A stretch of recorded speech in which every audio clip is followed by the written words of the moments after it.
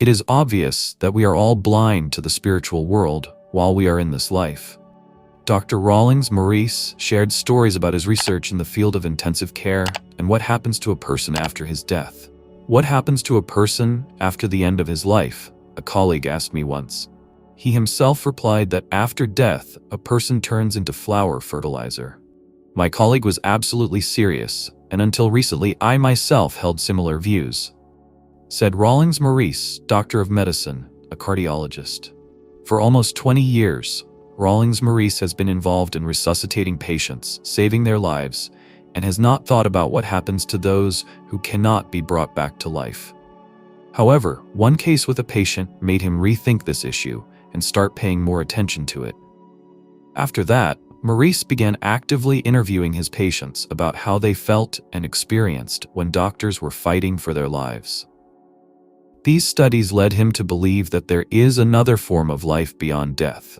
Unlike other studies that described exceptionally positive post-mortem experiences, Maurice also collected testimonies from patients whose memories of death shocked him. Don't let me go back there. It all started with a case involving a patient named Charles. This man suddenly experienced cardiac arrest, and the doctor immediately began resuscitation measures to save his life. When the patient regained consciousness, he uttered a very strange request. He said that he was in some kind of pit and begged for help, shouting, "Don't let me go back there." His face was distorted with horror. He was trembling and sweating. But then I didn't attach much importance to his words, because I was used to such reactions from patients in a state of shock. Rawlings Maurice recalls of the case that became the beginning of his research. A few days later, Maurice decided to talk to Charles again and ask him more about what he had seen. When Maurice reminded him of what had happened, Charles was amazed and said, "What pit are you talking about? I don't remember anything like that." Instead of dark memories, he talked about meeting a woman who introduced herself to him as his mother. He was able to describe her appearance in detail, including her facial features and hair color. She was young. The woman appeared to be about 20 years old, but according to Charles, his mother looked different. Interested in this story, Maurice decided to talk to Charles's father. He found out that his father remarried after the death of his first wife when Charles was only 1.5 years old. The father never told his son about his real mother or showed her any photos. When Charles's aunt found out about this case, she brought several portrait photographs of his mother. I mixed one of these portraits with many other photographs and asked Charles to choose an image of the woman he saw. He chose the right photo accurately, which made a strong impression on me, Maurice shares. The intensive care specialist continued to interview patients who had experienced clinical death. However, only about 20% agreed to talk about their impressions.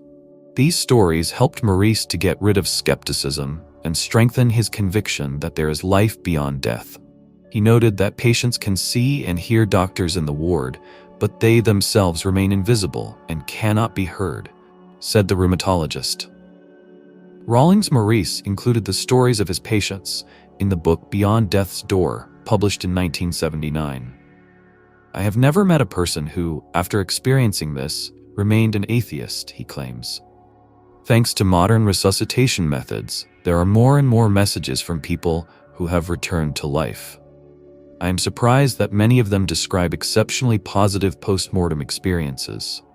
As a doctor with extensive experience in intensive care of patients, I noticed that if you ask the patient immediately after resuscitation, you can also hear about negative impressions received on the other side of life, explains Rawlings Maurice.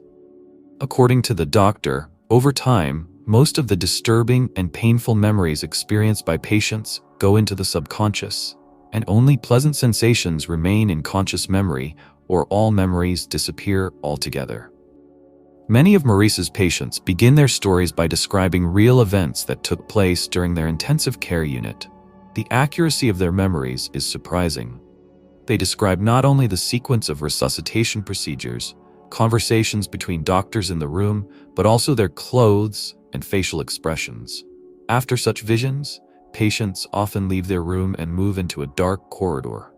However, some of them, instead of going out into the light, pass through this corridor and end up in a place resembling a cave or pit.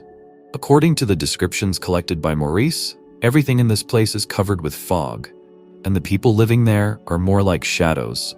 Their faces express nothing but emptiness and apathy.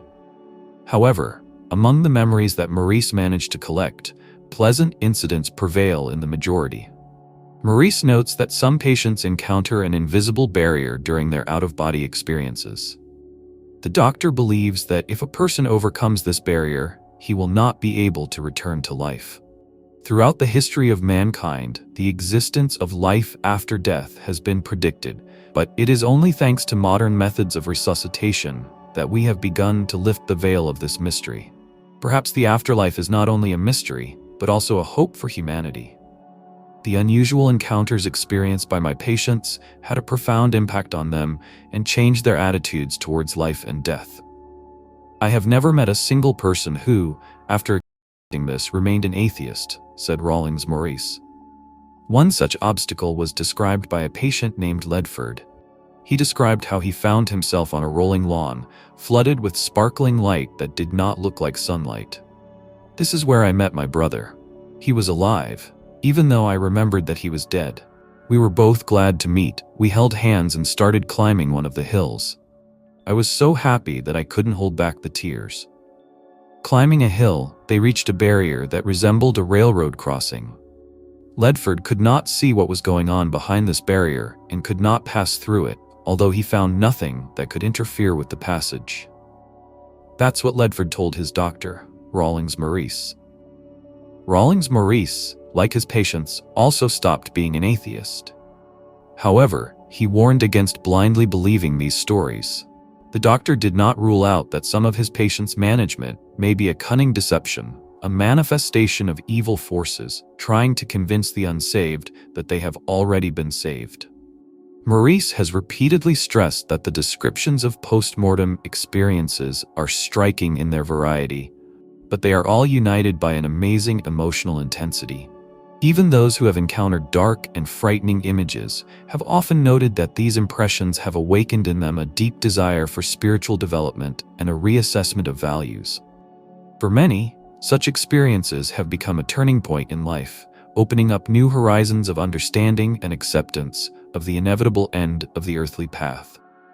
The doctor believed that such experiences may be part of the natural process of preparing a person for the transition to another reality.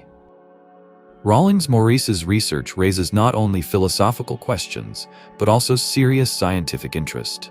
They confirm that consciousness can exist outside the physical body, although the mechanism of this phenomenon remains a mystery. Maurice's work has inspired scientists and medical professionals around the world to conduct new research aimed at studying post-mortem experiences. Perhaps in the future, we'll better understand the nature of life and death, which will help not only in science, but also in mitigating the fear of the inevitable. Write in the comments what you think about the words of Rawlings Maurice, and whether you believe in life after death. Dear friends, thank you for watching my video to the end. If you liked it, please like it, and don't forget to subscribe to the channel. It's very important. Thank you, and have a nice day.